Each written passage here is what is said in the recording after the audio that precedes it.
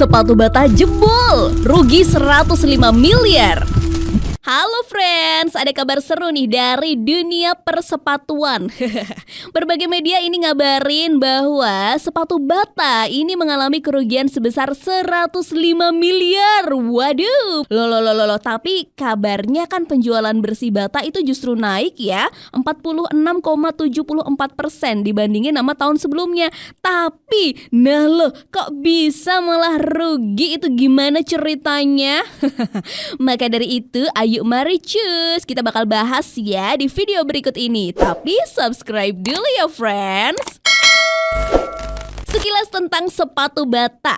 Nah, sepatu Bata pertama kali beroperasi di Indonesia itu di tahun 1931 oleh PT Sepatu Bata Tbk.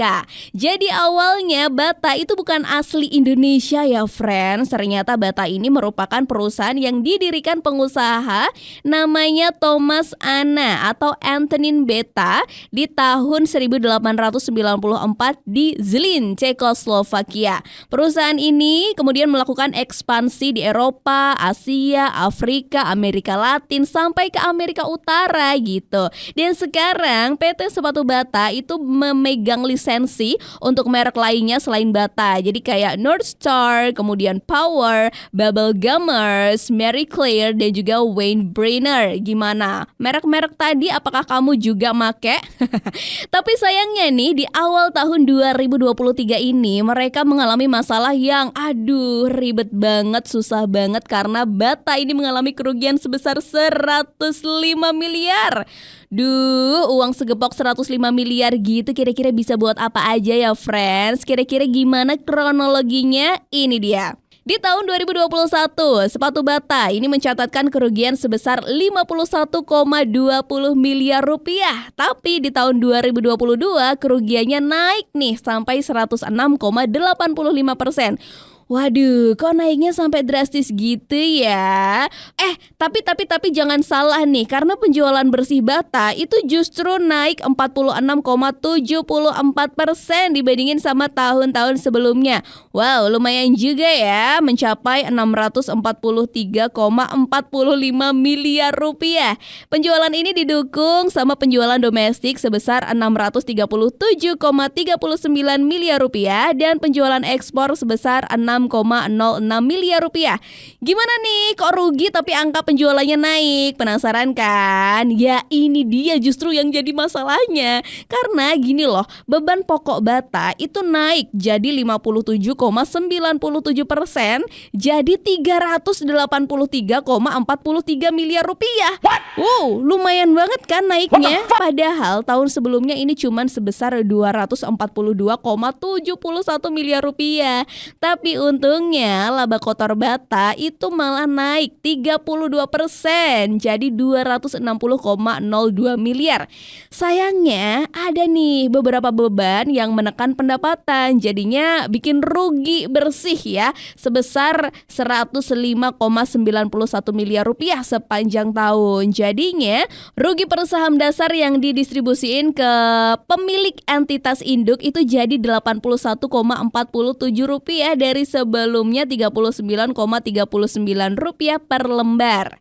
Penyebab Bata mengalami kerugian. 1, ini gara-gara pandemi COVID-19 ya. Ya gimana sih? Gimana gak terpengaruh pandemi coba? Kayaknya semua bisnis pasti terdampak ya gak sih? Banyak orang nih yang lebih milih nabung daripada beli barang-barang yang gak terlalu penting, termasuk sepatu. Ngapain beli sepatu gitu kan? Jadilah daya beli ini menurun dan Bata jadi merana ya.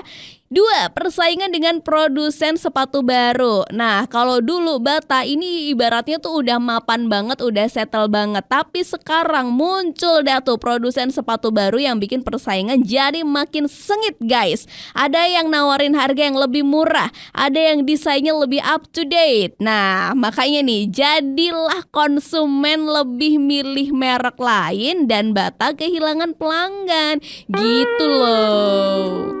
Tiga, impor sepatu murah dari Cina. Ya udahlah ya, ini juga penyebab utama sih kalau aku bilang. Karena sepatu dari Cina, ya tahulah ya, murah meriah guys. Jadi banyak kan tuh konsumen yang beli sepatu buatan mereka. Padahal kalau dilihat dari kualitasnya kurang terjamin. Tapi ya namanya juga hemat ya. Gak peduli deh mau harga murah, cus aja gitu ya dibeli. Jadilah Bata kalah saing deh tuh, dan rugi pastinya.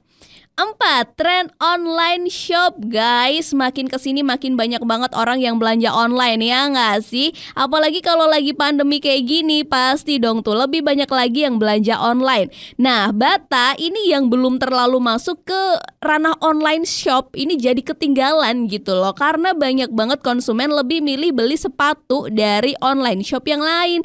Aduh, sayang banget ya. Tapi tenang. Manajemen Bata tetap optimis nih. Mereka yakin bisa memenuhi semua kewajiban tersebut seiring dengan membaiknya penjualan pasca pandemi COVID-19. Manajemen Bata tepis PHK besar-besaran. Direktur PT Sepatu Bata Tbk, Hatta Tutuko, ini mengklaim gak ada tindakan pemutusan hubungan kerja secara besar-besaran ke karyawannya. Meskipun pandemi COVID-19 ini berdampak ke penurunan bisnis Bata, tapi perusahaan gak sampai melakukan banyak PHK terhadap para karyawan. Kalaupun harus dilakukan PHK, jumlahnya juga gak gede sih, dan dilakukan sesuai ketentuan perundang-undangan pemerintah. Bata ini juga menepis kabar bahwa akan terjadi kembali penutupan gerai produsen sepatu ini. Nah, penutupan gerai akan dilakukan jika selama beroperasi ini nggak ada keuntungan. Nah, jadi buat kalian yang sendal atau sepatunya jebol, udah ganti Bata aja. Hitung-hitung bantu perusahaan bangkit ya kan. Kalau gitu sekarang Anggun pamitan dulu deh, udah kelar soalnya ya. Stay tune terus di Zona Bisnis ID.